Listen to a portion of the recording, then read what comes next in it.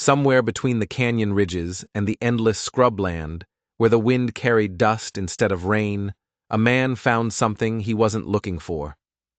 Corbin Thorne walked toward his well that afternoon and saw her. She was collapsed against the wooden fence, half hidden by the brush. A young woman, but taller than any he'd ever seen, her dark hair matted with dirt and blood. She wore deerskin and beadwork that marked her. Apache. Her lips were cracked white. She was dying. Corbin was a man who had come to this valley precisely to avoid this kind of trouble. He'd built his ranch 2 days' ride from any neighbor. He wanted isolation. No questions, no trouble, just cattle and the kind of silence that lets a man forget. He looked at the woman. He could walk away. Go inside. By morning, the coyotes would have handled it. It would be like it never happened. He sighed, dipped the ladle into the water bucket. When he offered it, she didn't move. He brought it closer. Her eyes snapped open, and they held more suspicion than gratitude. He'd seen that look before. A trapped animal, deciding if it had enough fight left to take him down with it. Water, he said. Just the one word. She watched him. He held the ladle steady. Slowly, agonizingly, she drank. 3 times she drank, draining the ladle dry. And when she was done, she didn't sag back in relief. She stood, and she towered.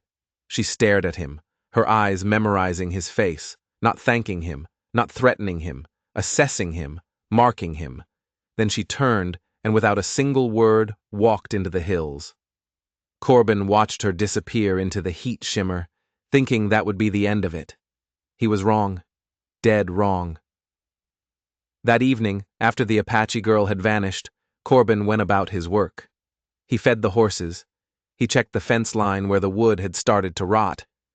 He tried to put her out of his mind, but he couldn't. He kept seeing her eyes, not afraid, not grateful, just aware, like she'd been taking his measure and decided something he wasn't privy to. He told himself it didn't matter. Drifters and natives passed through this territory. She was lost. She was hurt. Now she was gone. But that night, lying on his narrow cot, Corbin couldn't shake the feeling that the air in the valley had changed. The horses were restless. He could hear them shifting in the corral, hooves scraping dirt. The bay gelding let out a sharp whinny that cut the dark like a knife. Corbin sat up, rifle in hand. He listened. Nothing. Just the wind pushing against the cabin walls. But the wind. It sounded different. It sounded like it was waiting. He lay back down, staring at the rough beams of the ceiling. Tomorrow, he'd ride out to the north pasture. Tomorrow, everything would go back to normal. He was still telling himself that when the sun rose. Corbin stepped outside at first light, pulling his suspenders over his shoulders. The sky was clear, pale blue. The valley stretched out, scrub grass and rock. And then he saw them. At first, he thought his eyes were playing tricks, shadows on the ridgeline. But shadows don't move like that. Shadows don't sit on horseback in perfect stillness, watching. He counted 10, then 20. Then he stopped counting. They lined the ridge to the north, the hillside to the east, the slope that ran down to the dry creek bed on the west. Everywhere he looked, there were more. Apache warriors, on horseback, spears and rifles visible even from this distance. They weren't advancing. They weren't making noise. They were just there, surrounding his ranch like a noose pulled tight. Corbin's hand moved instinctively toward the rifle leaning against the doorframe. He stopped himself. What good would one rifle do against an army? 300. Maybe more. He stepped into the yard, boots crunching on the hard-packed dirt. The horses in the corral were pressed against the far fence, heads high, nostrils flared. They could smell it. Danger. This wasn't a raid. Raiders moved fast, struck hard. This was something else. This was deliberate. This was a message. His throat tightened. He thought about the girl, the water, the way she'd looked at him. And then, as if summoned by the thought, movement caught his eye. A single rider broke from the group on the northern ridge. He began descending the slope. Slow, controlled. The horse picked its way down the rocky incline with impossible precision. Corbin didn't move, didn't run. He just stood there in the middle of his yard. The rider stopped 50 feet away. An older man. His face was lined with years of sun and wind and something harder. Command. He wore no war paint. He didn't need it. Authority radiated from him like heat from a stone. Behind him, more riders appeared, fanning out. A second ring of steel. Corbin swallowed hard. The silence stretched, thick and suffocating. And then the old warrior raised one hand, not in greeting, not in threat, just raised it, held it there. Corbin's heart hammered against his ribs. Whatever was about to happen, it had already been decided long before he woke up this morning. They could have killed him in his sleep. They could have burned the cabin. Instead, they waited. They let him see them. The question was, had he just saved his own life yesterday? Or had he signed his death warrant? The hand stayed raised. Corbin's pulse hammered in his ears. He'd heard stories, how Apache warriors could strip a man down to bone in minutes, how they fought with a ferocity that made grown soldiers weep. He'd always figured those were exaggerations. Standing in his own yard, with an army watching him from every direction. He wasn't so sure. The old warrior lowered his hand slowly. Then he dismounted. His movements were deliberate, almost ceremonial. He walked forward 10 paces, and he stopped, waiting. Corbin forced himself to breathe. This was a test, had to be. He stepped forward, matching the distance. 10 paces. Then he stopped too.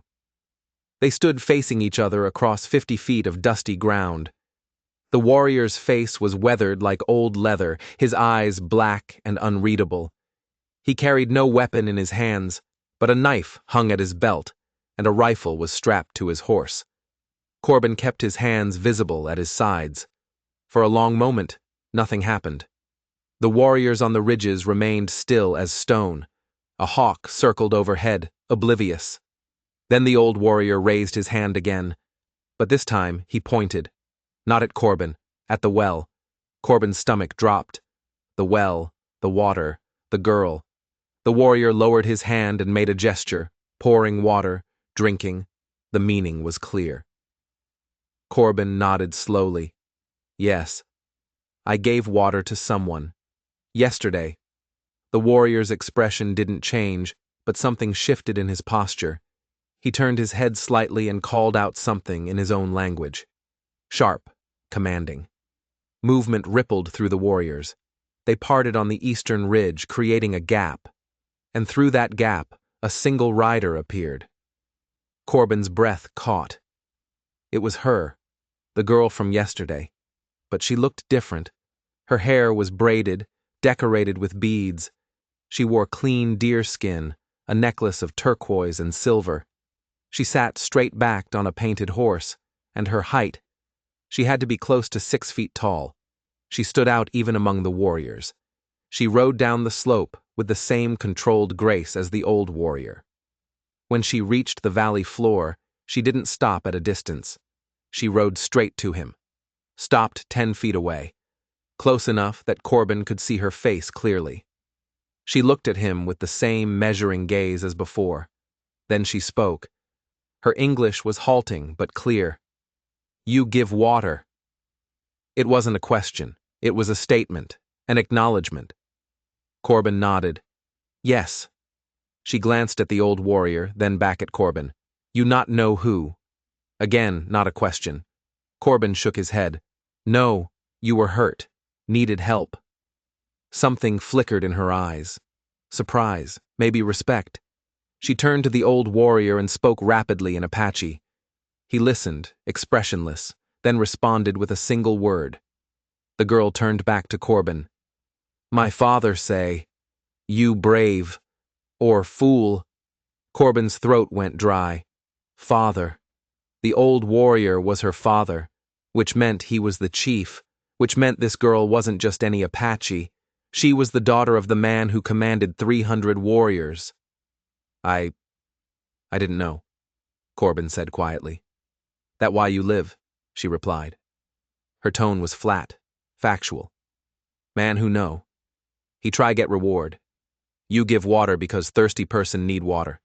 That, different. The old warrior spoke again, longer this time. The girl listened, then translated.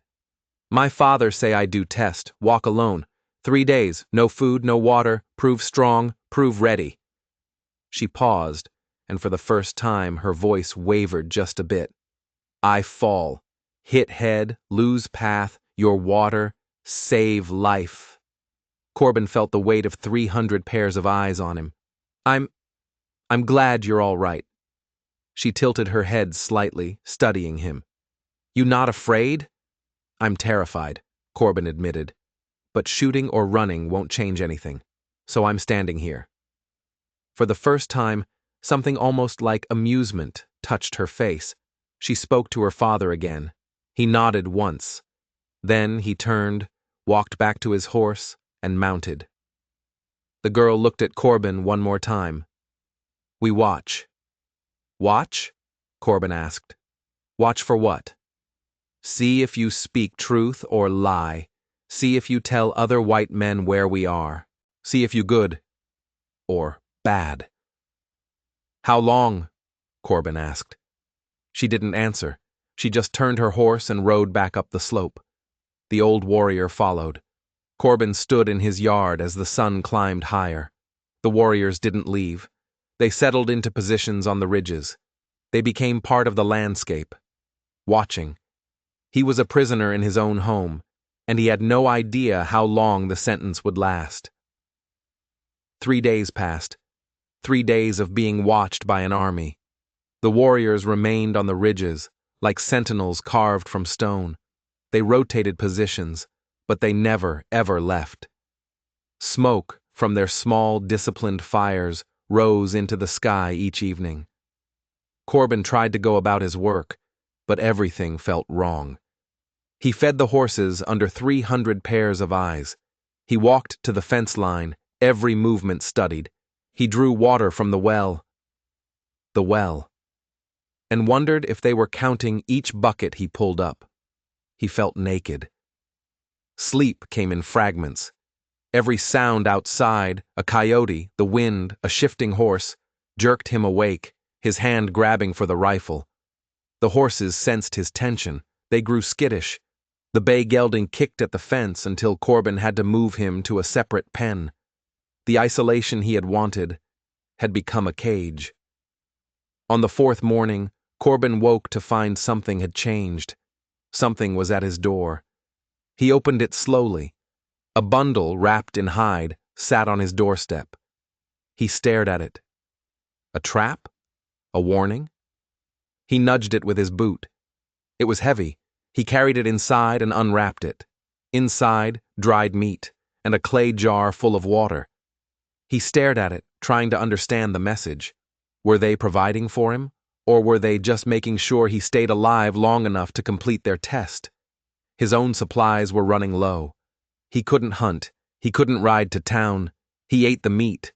It was tough, heavily salted, and tasted of smoke. It was food. By the 5th day, the isolation was wearing on him in a new way. He'd always preferred solitude. But this was being watched, every waking moment. He started talking to the horses, aloud, just to hear a voice, even if it was his own.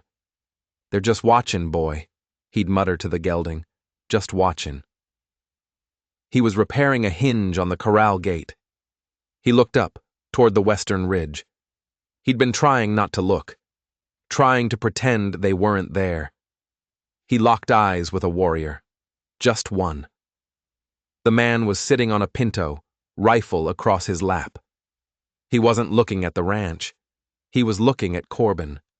Corbin stared. The warrior stared back. 10 seconds, 30, a full minute. Neither man moved. Finally, Corbin, feeling stupid but needing to do something, gave a short, sharp nod. The warrior on the ridge held his gaze for another few seconds and nodded back. Corbin's blood went cold. The rules had just changed. He had no idea what he'd just agreed to. On the 6th day, the girl came back. She rode down alone this time, without her father. She stopped at the same spot as before, 10 feet from where Corbin stood in the yard. "You still here?" she said. "Didn't have much choice," Corbin replied. She dismounted, walked closer. Up close, her height was even more striking. She stood nearly as tall as him, and Corbin wasn't a small man. Her eyes were sharp, intelligent. "You could run," she said. "At night, take horse, try." "And get killed before I made it a mile," Corbin said. "No thanks." "You smart," she said. It sounded like a compliment, but her tone was neutral. "Most white men run, get caught, get killed. You, stay, wait." "What else can I do?" She didn't answer right away. Instead, she walked to the well and looked down into it. "Deep," she said. "Deep enough," Corbin agreed. "Doesn't run dry, even in summer." "That why you live here? Good water?" "That's part of it." She turned back to him, and her face was hard. "My people need water too. This land used to be ours. Now, white men build fences, dig wells, take what was free." Corbin felt the weight of that statement.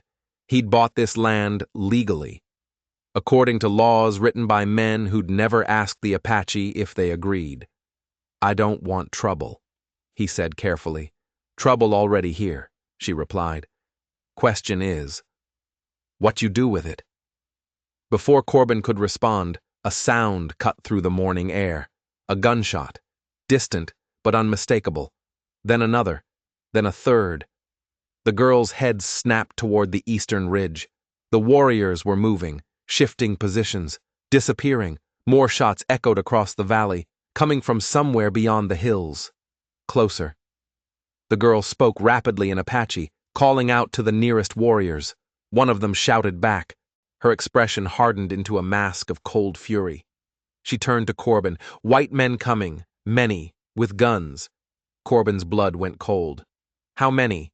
20, maybe more. They hunt." She looked at him, and for the first time, he saw something other than neutrality in her eyes. It might have been calculation, or it might have been accusation. "They hunt us." The gunshots were getting closer. Whoever was out there, they were moving fast, and they were headed straight for this valley. The girl mounted her horse in one fluid motion. "They find you with us. They kill you too. They think you enemy." "Where are you going?" She didn't answer. She just kicked her horse into motion and rode hard for the ridge. The warriors were already pulling back, disappearing into the hills like smoke. In 30 seconds, the valley was empty. Corbin stood alone in his yard as the sound of approaching horses grew louder. Men's voices, shouting, excited. The kind of excitement that came from men who thought they'd cornered prey. He had maybe 5 minutes before they arrived. 5 minutes to decide what he was going to say when a group of armed settlers found him standing in a valley that 300 Apache warriors had just abandoned. And he had absolutely no idea which side he was supposed to be on. They came thundering down the eastern trail like a storm breaking over the hills. Corbin counted 15 riders, maybe more behind them. They wore the rough clothes of settlers. Canvas trousers, worn shirts, wide-brimmed hats stained with sweat and dust. Every man carried a rifle. They rode hard, faces flushed with the kind of heat that came from excitement and anger mixed together. The lead rider spotted Corbin standing in his yard and raised a hand. They pulled up 30 yards from the cabin, horses breathing hard. "You alone here?" the lead rider called out. He was a broad man with a thick beard and eyes that scanned the valley, constantly, looking for movement. "Just me," Corbin said. He kept his voice steady, his hands visible. "You see any Apache come through here?" Another rider pushed forward, younger, jumpy. His rifle was already unslung, resting across his saddle. "We've been tracking a war party. Saw smoke signals yesterday. Trail led straight to this valley. Corbin's mind raced. He could lie. Tell them the Apache had passed through and moved on. But these men weren't fools. They'd seen the tracks. They'd see the campsites. They'd see the signs of 300 warriors settling in for days of watching. "I've seen signs," Corbin said carefully, "but they're gone now." The bearded man squinted at him. "Gone where?" "North, I think. Heard horses moving out about 20 minutes ago." It wasn't entirely a lie. The warriors had pulled back into the hills, but north was a guess. The young rider with the rifle looked suspicious. "You got a lot of nerve living out here alone. Apache territory." "It's my land," Corbin said. "Bought and paid for." "Apache don't care about deeds and titles," the bearded man said. He dismounted and walked closer. "You're lucky they haven't killed you already." "Maybe I'm not worth killing," Corbin replied. The man laughed. It was a harsh sound. "We're part of a volunteer militia. Been hunting a group that raided a settlement 2 weeks south. Burned 3 homesteads. Killed a family." He spat into the dirt. "We aim to make them pay." Corbin's stomach tightened. "You sure it was Apache?" "Tracks don't lie," the young rider said. "War party came through. We followed him here." The bearded man studied Corbin's face. "You seem awful calm, for a man who just had hostiles camped on his doorstep." "Panic doesn't help anything," Corbin said. "You hidin' something?" The young rider's hand tightened on his rifle. "Just trying to stay alive," Corbin said. "Same as anyone." The bearded man walked past him, toward the cabin. "Mind if we look around? Get some water for the horses?" Corbin didn't have much choice. "Help yourself." The men dismounted and spread out. Some led horses to the water trough. Others walked the perimeter of the cabin, checking for tracks, for signs. The young rider stayed mounted, watching Corbin with open distrust. "You got supplies in there?" the bearded man asked, nodding toward the cabin. "Enough to get by." "We could use some. Been riding for 3 days straight. Pay you fair." Corbin nodded slowly. "I'll see what I have." He walked toward the cabin, the bearded man following. As they reached the door, Corbin caught movement on the ridge to the west. Just a flicker. A shape that could have been a rock, or a warrior watching from cover. They hadn't left.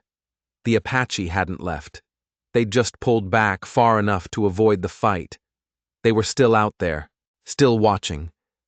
And if these militiamen found them, this valley was going to run red. The bearded man stepped inside the cabin. Corbin followed, his mind working through possibilities. He could tell them the truth, that the Apache weren't raiders, that they'd been here for days without causing harm. But would they believe him? Or would they think he'd been compromised, turned into a sympathizer?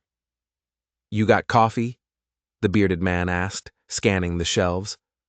"Some," Corbin said. "Good. We'll take whatever you can spare." He turned and faced Corbin directly. "And you're going to tell us exactly where those Apache went."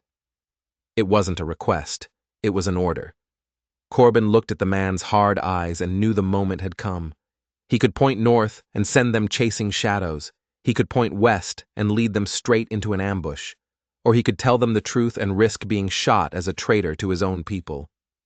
Outside, one of the men shouted, "Found fresh tracks. Lots of 'em. They ain't far." The bearded man's expression changed. His hand went to his revolver. "How long they been gone?" Corbin met his eyes. "Not long enough." The bearded man drew his revolver and stepped outside. Corbin followed, heart pounding. The militiamen were gathering near the eastern fence where the ground was soft enough to hold prints. Clear as daylight, dozens of unshod horses moving in organized patterns. "They were here," one man said, kneeling to examine the tracks. "Been here for days by the look of it." The young rider turned his rifle toward Corbin.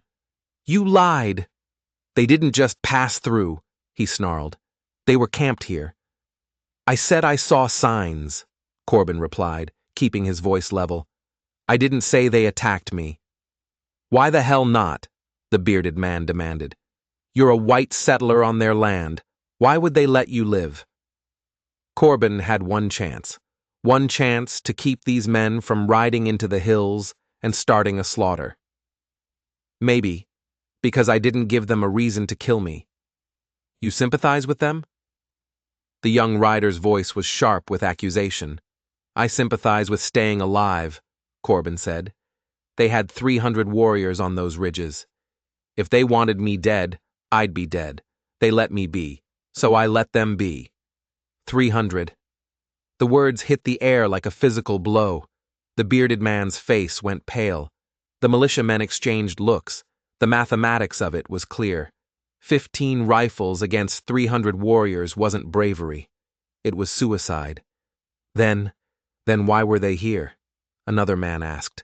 War parties don't just camp for no reason. Corbin chose his words carefully. I helped someone, one of theirs. Gave her water when she needed it. They came to see what kind of man I was. Her? The young rider's eyes narrowed. You helped a squaw.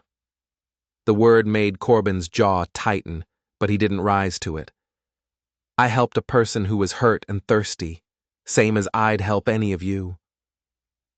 And they rewarded you by surrounding your ranch?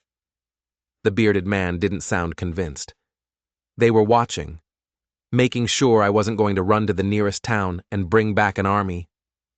Corbin gestured at the militia. Looks like they were right to worry. The bearded man holstered his revolver but kept his hand near it.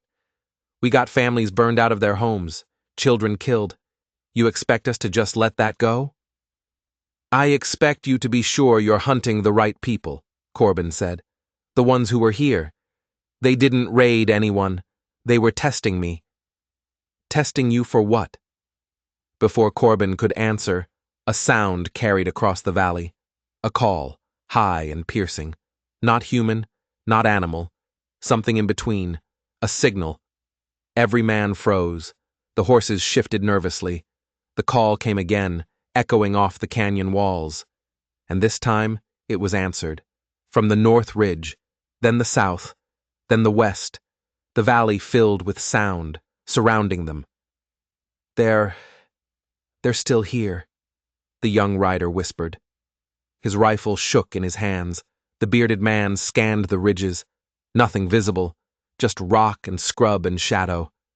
But the calls kept coming, closer now, tightening like a noose. Mount up, he ordered. His voice was tight with panic. We're leaving, now. We came here to fight, one man protested. We came here to fight raiders, not 300 warriors on their own ground. The bearded man swung into his saddle. Move! The men scrambled for their horses. The young rider kept his rifle pointed at the ridges, backing toward his mount. Within seconds, they were all mounted, horses dancing with fear. The bearded man looked down at Corbin. You're a fool if you stay here. Maybe, Corbin said, but it's still my home. It won't be a home when they burn it. The man kicked his horse into motion. Let's go!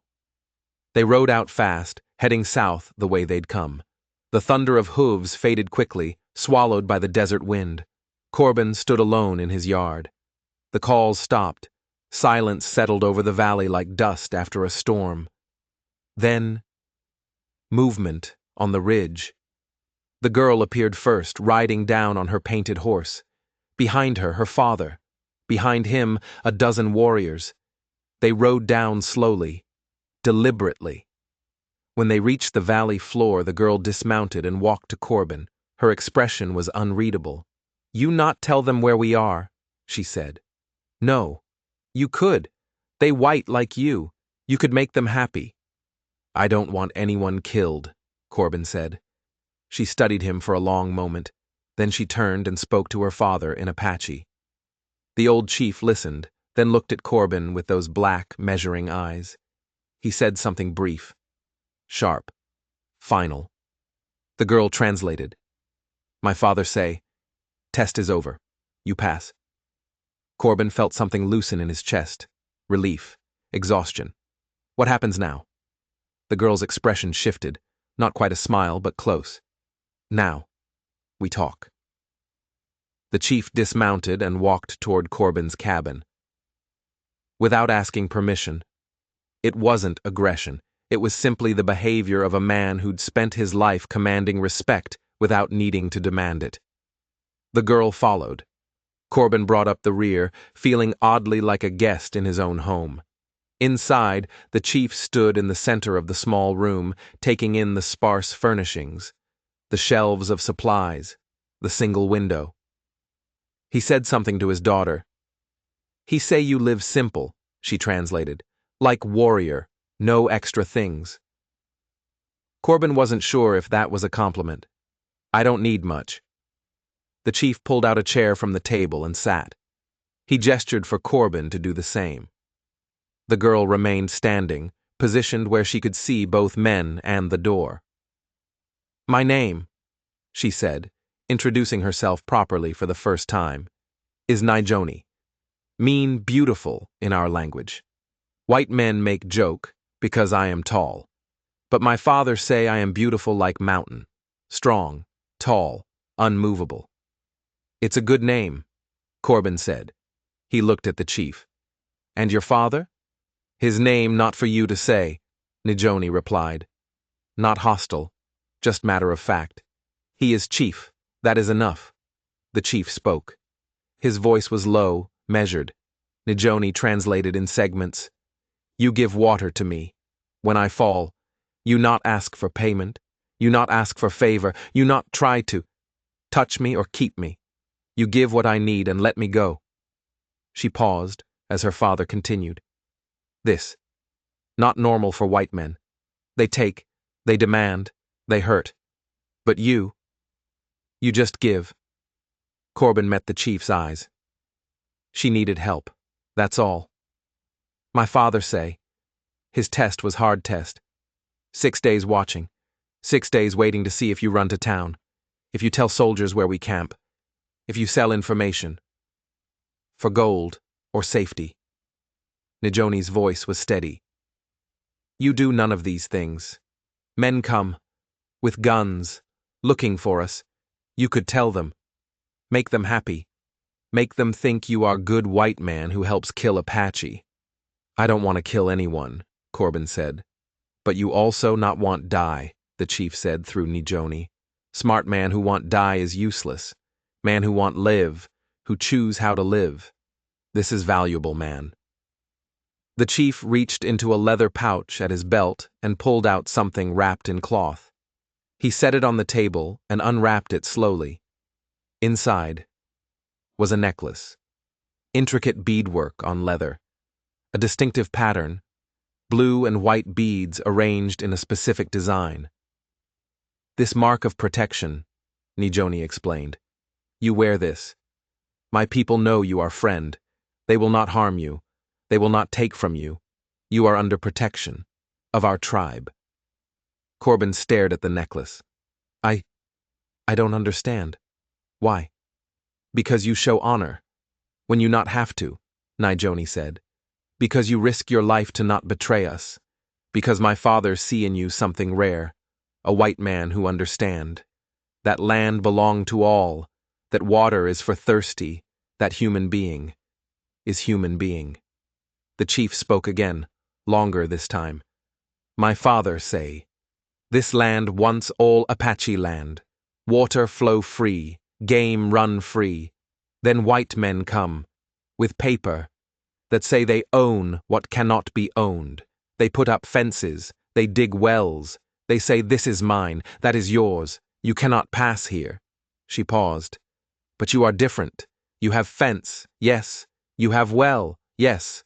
But when person need water, you give. You do not ask if person is Apache or white. You just give water to thirsty person." "Anyone would do the same," Corbin said. "No." The chief said it himself, in English. The single word carried the weight of a mountain. He continued in Apache, and Nijoni translated. "Most men would not. Most men see Apache girl and think danger, think problem, think opportunity. You see thirsty person. That is difference. The chief stood and pushed the necklace across the table toward Corbin. You take, you wear, you are protected. Corbin picked up the necklace. The beadwork was intricate, beautiful. The leather was soft. What does this mean? For me? For my ranch? Nijoni and her father exchanged a look. Then she spoke, without waiting for translation. It mean, you can live in peace. My people will not trouble you. We will watch over your land. If other Apache come through, we tell them you are friend. She paused. But there is more. Corbin waited. Those white men, she said, they will come back. Maybe not today, maybe not tomorrow, but they will come. They want fight Apache. They want revenge. Her expression hardened. If you wear this, if they see it, they will think you are traitor. They will not understand. They will want hurt you too. The chief spoke one final time, short, definite. My father say, choose carefully. Protection from us, mean danger from them. You cannot have both. Corbin held the necklace in his hands, feeling the weight of the choice. It wasn't just beadwork. It was a declaration, a line drawn in the dust. He thought about the militia, the bearded man's hard eyes, the young rider's suspicion. If they came back and found him wearing Apache symbols, they'd shoot first. Ask questions later. He'd be branded a turncoat, a traitor to his own people. But what did that mean? His own people? Settlers who'd taken land by force and called it legal? Men who hunted human beings like animals and called it justice? Were those his people, just because they shared his skin color? He looked at Nijoni. She stood tall, straight, waiting. She'd been dying of thirst. He'd given her water. That's simple. And now 300 warriors would leave him in peace because of it. Or he could refuse. Try to stay neutral, and hope both sides left him alone. That had been his plan when he came here. Isolation. But the world had found him anyway. Corbin put the necklace over his head. The beadwork settled against his chest, cool against his skin. I choose to live with honor, he said. Same as I've been trying to do all along. The chief's expression didn't change, but something shifted in his posture. Respect. He stood and placed one hand briefly on Corbin's shoulder, a gesture that needed no translation. Nijoni spoke to her father. He nodded. She turned back to Corbin. My father say, you are brave or stupid, maybe both. This time, she almost smiled. He also say, stupid, brave men sometimes become legends. I'm not looking to be a legend, Corbin said. I just want to live in peace. Peace take more courage than war, Nijoni said. Anybody can fight. Take special person to choose not fight, when everyone else want blood. The chief moved toward the door. Nijoni followed, but paused at the threshold. You have questions? She asked. A lot of them, Corbin admitted. Ask one. Corbin thought for a moment. That test, the 3 days alone. Did you pass? Nijoni's expression was unreadable. I survive. That is pass. But not the way I plan. I fall. I need help. Some say that mean I fail. And what do you say? I say, I learn more falling than I would staying strong. She glanced at her father. Sometimes, strength is knowing when to accept help. The chief called from outside, commanding. My people leave now, Nijoni said. We go north. White men make it hard to stay anywhere long. Will you come back? Corbin asked. Maybe, if we need water. She looked back at him. If we need remind ourselves that not all white men are same. She walked to her horse and mounted. The chief was already on his. The warriors gathered. The siege was ending. The test was over. Corbin stood in his doorway and watched them ride out. Nijoni looked back once, raised her hand. Then they were gone, disappearing into the hills like shadows at sunset. The valley fell silent. Corbin touched the necklace. The beadwork was warm from his skin now. He was protected. He was also marked. And somewhere to the south, 15 armed men were riding back to their settlement with stories about Apache warriors in these hills. Stories that would spread, stories that would bring more men, more guns. The peace he'd wanted felt further away than ever, but at least now, he knew where he stood. 3 weeks passed. The valley settled into an uneasy quiet. Corbin worked his land, tended his animals, and kept the necklace visible on his chest. He didn't hide it. If trouble was coming, he'd meet it on his own terms. The trouble came on a Tuesday morning. Dust on the southern trail, riders, moving fast. Corbin counted 8 men this time, fewer than before, but better armed. The bearded militia leader was back. They rode straight to the ranch and formed a half circle around the yard, rifles ready. "We heard rumors," the bearded man called out. "Heard a rancher out here's been trading with the enemy." His eyes locked on the necklace. Guess the rumors were true. Corbin stood his ground.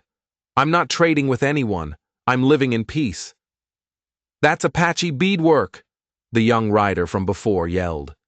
His voice was tight with anger. "You're wearing their colors. That makes you one of them." "It makes me someone they won't kill," Corbin replied. "Seems like a practical choice." "It makes you a traitor," the bearded man said. He dismounted slowly, hand near his revolver. "We came to give you a chance to explain yourself. But looking at you, I don't think there's much to explain." Corbin's pulse quickened. "You want to know why I'm wearing this? Because I gave water to a dying girl. And it turns out her father commands 300 warriors. They tested me for 6 days. I passed. They offered protection. I accepted. That's the whole story." "And you think that makes you special?" The bearded man stepped closer. "No," Corbin said. "I think it makes me smart. You came here hunting Apache. How many did you kill?" The question hung in the air. None of the men answered. "That's what I thought," Corbin continued. "You rode in looking for a fight and found an army. You turned back because you knew you'd lose. I made a different choice. I chose not to fight at all." "Coward's choice," the young rider spat. "Maybe," Corbin said, "but I'm alive. My ranch is standing, and I can sleep at night knowing I didn't start a war that would get good men killed on both sides." The bearded man studied him. "You really think you can stay neutral in this?" "I don't think I can stay neutral," Corbin said. "I think I already picked a side. I picked the side that doesn't want bloodshed. If that makes me an enemy to you, then shoot me now and get it over with." He spread his arms wide, an open target. The necklace hung visible, blue and white beads catching the morning sun. No one moved. The horses shifted. A hawk called overhead. Finally, the bearded man shook his head. "You're a damn fool, Thorn, but you're an honest one." He turned to his men. "Mount up. We're wasting time." "We're just letting him go?" the young rider protested. "He ain't hurting anyone," the bearded man said. "And if the Apache want to leave him alone, that's their business. We got real problems to deal with." He swung back into his saddle and looked down at Corbin one last time. "But don't expect us to come running if you need help. You made your choice. Live with it." "I intend to," Corbin said.